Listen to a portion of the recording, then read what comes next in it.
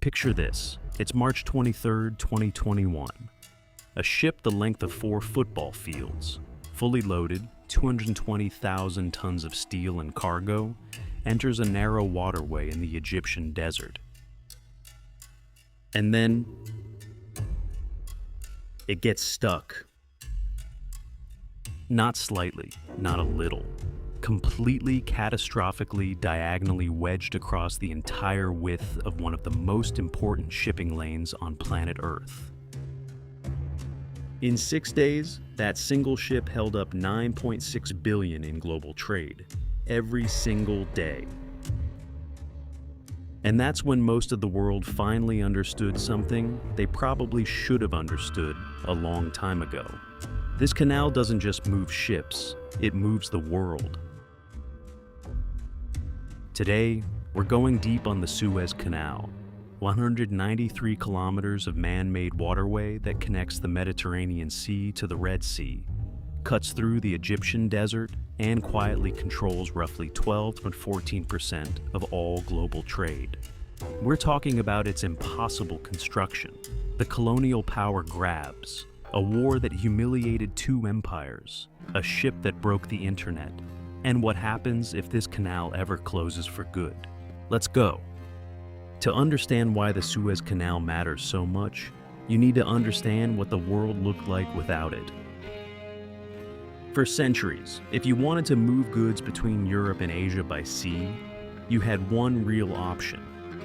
You sailed south, down the entire west coast of Africa, around the Cape of Good Hope, one of the most dangerous stretches of ocean on Earth, famous for violent storms and shipwrecks, and then all the way back up the East Coast.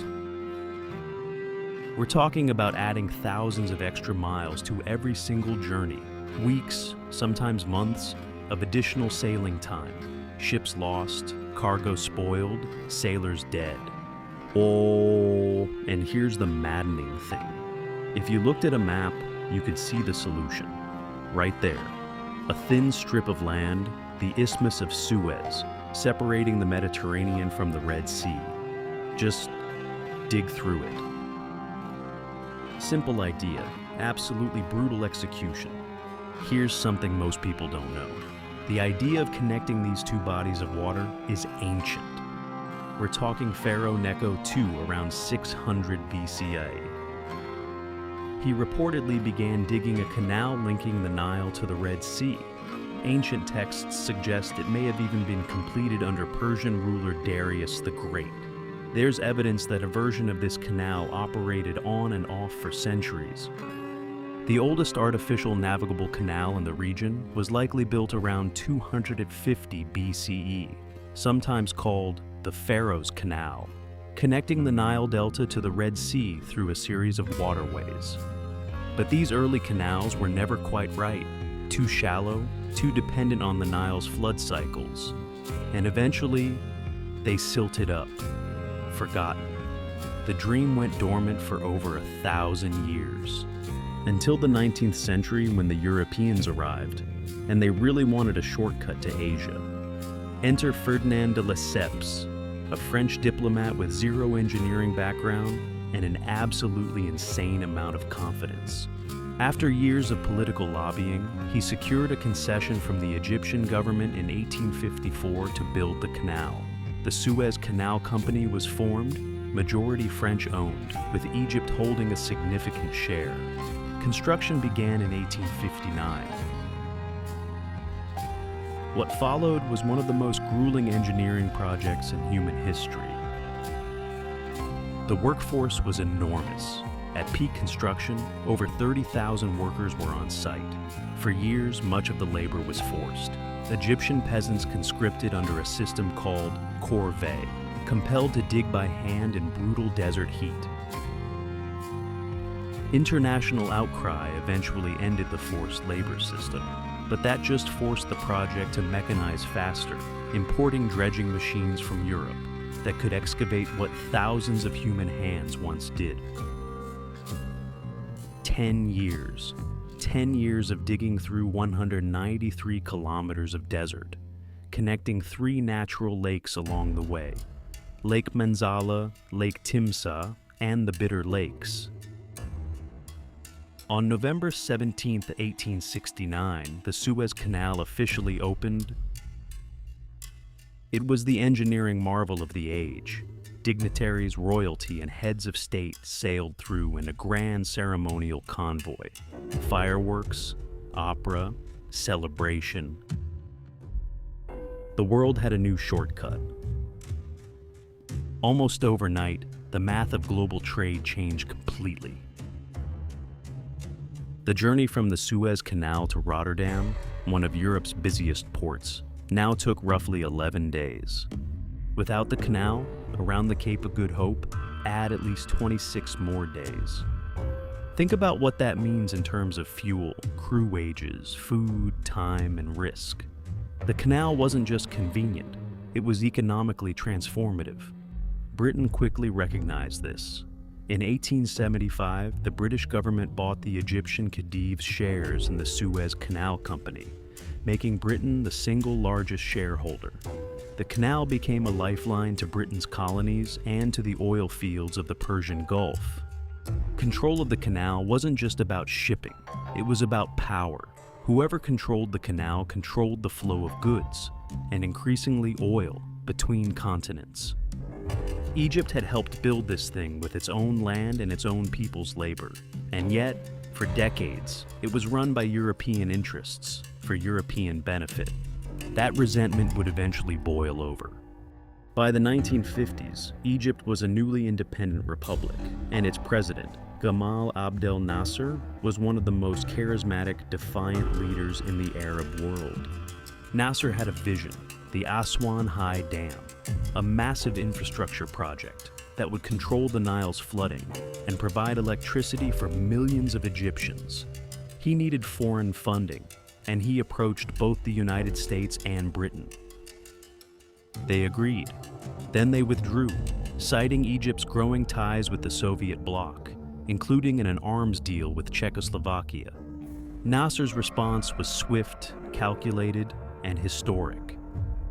On July 26, 1956, in a live radio address from Alexandria, Nasser announced that Egypt was nationalizing the Suez Canal Company. The canal tolls, he declared, would fund the Aswan Dam themselves. Britain and France were furious. The canal controlled 2/3 of the oil used by Europe. Losing it, or even losing influence over it, was unacceptable. What happened next was a secret that would embarrass two of the world's great powers. Britain, France, and Israel hatched a covert plan. Israel would invade Egypt's Sinai Peninsula. Britain and France would then intervene, claiming they were simply protecting the canal. In reality, the goal was to retake it. On October 29, 1956, Israel invaded. 2 days later, British and French forces followed. It looked like it might work. Militarily, the operation was going according to plan. But then the United States stepped in. President Eisenhower was furious, not at Egypt, but at his own allies. He feared the invasion would push Arab nations toward the Soviet Union and destabilize the Cold War balance. The U.S. applied intense financial and diplomatic pressure. The UN passed ceasefire resolutions. By December 1956, British and French troops were withdrawing in humiliation. Egypt had won. Nasser became a hero, not just in Egypt, but across the Arab world. The Suez Crisis marked the definitive end of Britain and France as dominant global powers. And Egypt retained control of the canal, which it holds to this day. The canal was closed from October 1956 to March 1957. Hundreds of ships were rerouted around Africa. The world got a preview of what no Suez Canal actually looked like. They didn't like it. Today, the Suez Canal Authority, a fully Egyptian government body, operates one of the most important waterways on Earth. Over 15,000 ships pass through every year. That's roughly 40 ships per day. Each transit takes around 16 hours, and each ship pays a toll, generating billions in revenue for Egypt. In the 2022-2023 fiscal year, the canal generated $9.4 billion in revenue. $9.4 billion from a man-made ditch in the desert. In 2015, Egypt completed a major expansion, a 35-kilometer parallel channel that allows two-way traffic in the busiest central section, significantly cutting transit times and increasing daily capacity. The canal handles everything: oil from the Gulf, consumer electronics from Asia, cars from Germany, food, pharmaceuticals, raw materials. If it's sold somewhere and it came from somewhere else, there's a decent chance it floated through the Suez Canal. And here's a wild bonus fact. The canal has accidentally created a biological superhighway. Over 300 species of fish, crustaceans, and mollusks have migrated from the Red Sea into the Mediterranean through the canal, a phenomenon called Lessepian migration, named after the man who built the thing. Mediterranean ecosystems have been permanently altered. Nobody planned that. It just happened. Now, back to 2021. The Ever Given. A container ship so large it makes aircraft carriers look modest. 400 meters long, 59 meters wide, carrying over 18,000 containers.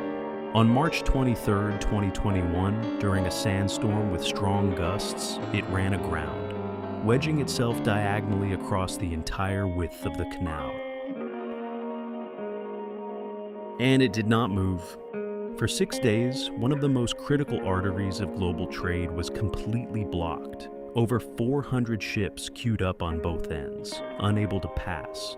An estimated $9.6 billion in goods was delayed every single day.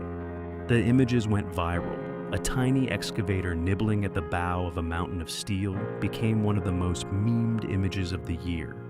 The internet was briefly united, not by politics or tragedy, but by a stuck boat. Eventually, a team of Egyptian, Dutch, and Italian tugboats, 14 in total, managed to free the Ever Given on March 29th, 6 days and 7 hours after it ran aground. The canal reopened, the world exhaled, but the incident exposed something uncomfortable. The entire global supply chain was vulnerable to a single ship in a single canal on a single day. One sandstorm, one bad navigation decision, and billions of dollars in goods, your laptop, your car parts, your sneakers, just stopped. That's how fragile this all is. The Ever Given was 6 days. 6 days cost the world nearly $60 billion in delayed trade. Today, the alternative to the Suez Canal is still the Cape of Good Hope route. Add 26 plus days to the journey. Add over $30,000 per day in fuel costs per ship.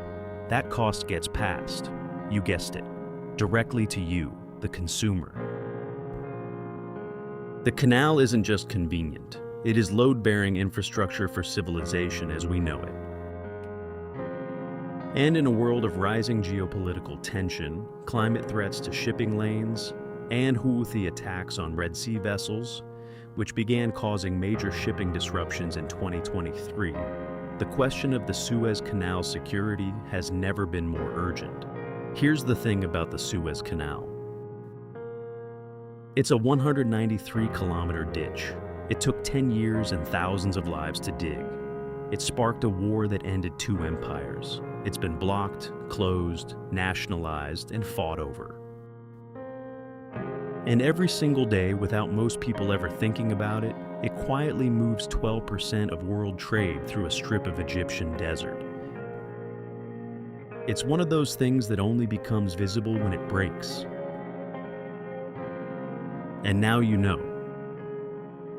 If you want more on the geopolitics of global trade routes, supply chains, and the infrastructure that quietly runs the world, subscribe. There's a lot more where this came from.